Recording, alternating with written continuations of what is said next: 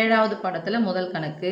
ஓர் உருளை வடிவ பீப்பாயின் உயரம் 20 சென்டிமீட்டர் மற்றும் அடிப்புற ஆரம் 14 சென்டிமீட்டர் எனில் வலைப்பரப்பு மற்றும் மொத்த புறப்பரப்பை காண்க.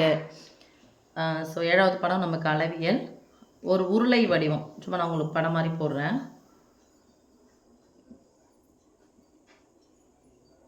இந்த உருளை வடிவ பீப்பாயினுடைய உயரம், இதுதான் உயரம். இல்லைன்னா அந்த மையப்புள்ளியிலேருந்து இந்த மையப்புள்ளி வரைக்கும் இதுதான் உயரம்னு சொல்லுவோம். இது இருக்கு இல்லைங்களா? உருளை எந்த வடிவத்திலேருந்து வந்துச்சு அப்படின்னு சொன்னால் நமக்கு செவ்வகத்திலேருந்து வந்துச்சு. அங்கே பாருங்கள், இந்த செவ்வகத்தை ஒரு சுற்றணும் அப்படின்னு சொன்னால் நமக்கு உருளை கிடச்சிரும். இதனுடைய உயரம் நான் சொல்லுவோம் h = 20 சென்டிமீட்டர். அடிப்போர் ஆரம் 14 சென்டிமீட்டர். ஆரம்னே கொடுத்துட்டாங்க. ஸோ மையப்புள்ளியிலிருந்து வட்டத்தை தொடும் புள்ளிக்கு பேர் தான் நம்ம ஆரம் சொல்லுவோம். ஆரம் எத்தனை சென்டிமீட்டர்? 14 சென்டிமீட்டர் கொடுத்துட்டாங்க. எனில் வலைப்பரப்பு மற்றும் மொத்த புறப்பரப்பை காண்க. வலைப்பரப்பு அப்படின்னு சொன்னால் உங்களுக்கு ஈஸியாக ஞாபகம் வச்சுக்க சொல்கிறேன். இந்த பக்கம் இந்த அடிப்புறப்பரப்பும் இந்த மேற்பக்கம் பாருங்கள் வட்ட வடிவத்தில் இருக்குது. ஸோ இங்கேருந்து இந்த இதுதான். ஸோ வட்டத்தின் இதை நான் சொல்லுவோம் சுற்றி வந்தால் சுற்றளவு.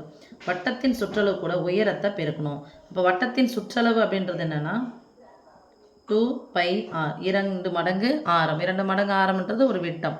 அது கூட பையை பெருக்கணும் அப்படின்னு சொன்னால் நமக்கு வட்டத்தின் சுற்றளவு கிடைச்சிடும். இந்த வட்டத்தின் சுற்றளவு கூட யாரை பெருக்கணும்? உயரத்தை பெருக்கணும். அப்போ 2πrh.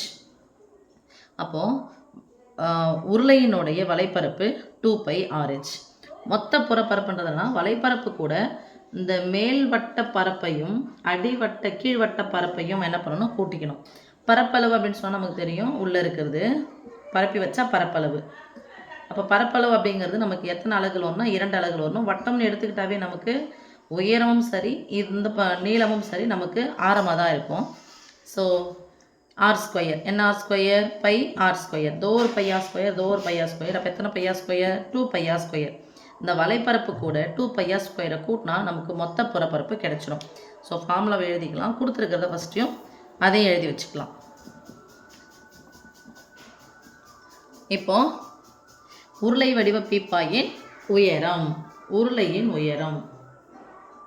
பீப்பாய் தான் நம்ம உருளையின் உயரம். என்ன வடிவம் கொடுத்துருக்காங்க? உருளை.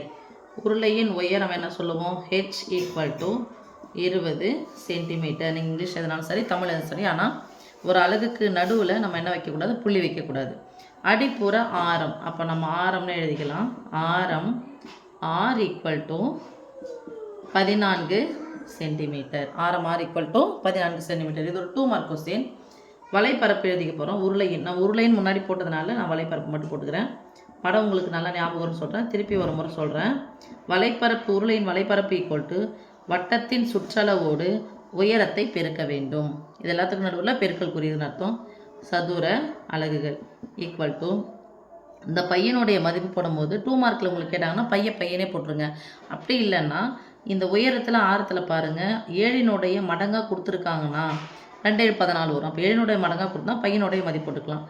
2 × 22/7 × பையனுடைய மதிப்பு, ஆறுனுடைய மதிப்பு 14 × 20. நடுவில் எல்லாமே பெருக்கல் இருக்குது. குறுக்கு கேன்சல் பண்ணலாம். 1 7 2 14. இப்போ இது ரெண்டையும் பெருக்கலாம்.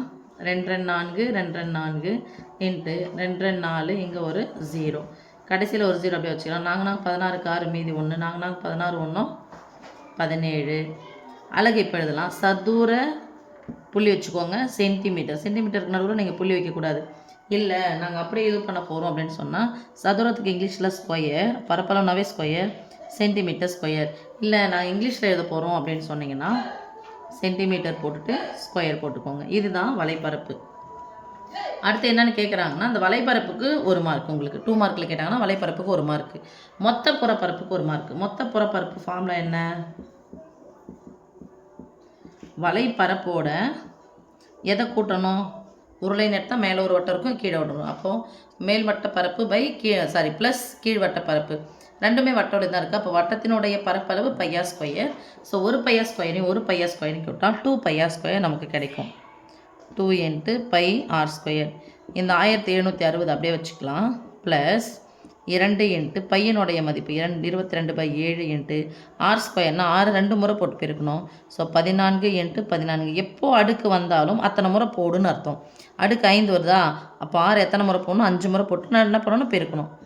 1 7 7 2 14. ஃபஸ்ட்டு பெருக்கல் தான் செய்யணும், பெருக்கல் செஞ்சுக்கிறேன்.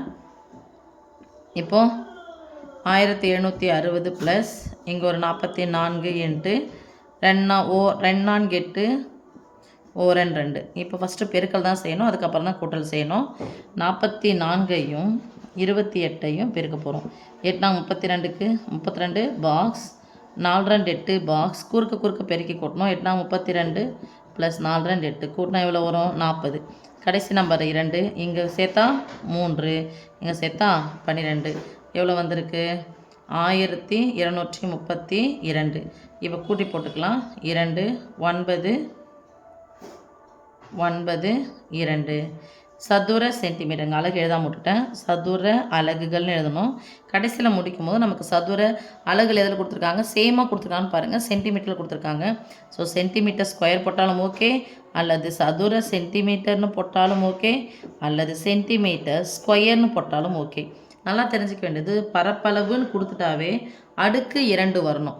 மாறியினுடைய அடுக்கு 2 வரும். அப்போ எத்தனை அலகுகள் கொடுத்துருக்காங்க, உயரம் 1 ஆரம் 1. இப்போ 2 நம்பர். இப்போ இந்த கோவையினுடைய படின்னு சொல்லிட்டு நீங்கள் 7ஆம் கிளாஸ்லேயே படிச்சிருப்பீங்க. கோவையினுடைய படி எந்த ஒரு மாறியாக இருந்தாலும் ஏபிசிடி எதுவாக இருந்தாலும் கூட்டணும். இது வந்து மாறிலி கான்ஸ்டன்ட், எல்லா இதுக்கும் வர்றது. ஒன்றே கூட்டினா 2.